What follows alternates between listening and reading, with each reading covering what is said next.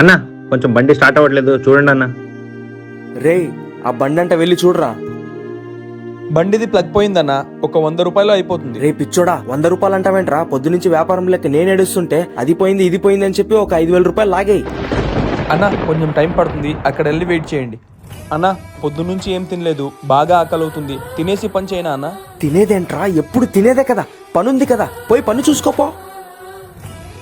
అన్న ఆఫీస్కి వెళ్ళి తిందామని తీసుకుని మీరు తినండి అన్న. వద్దులేండి అన్న, పర్లేదన్న, పని ఎప్పుడూ ఉంటుంది, మీరు తినండి అన్న.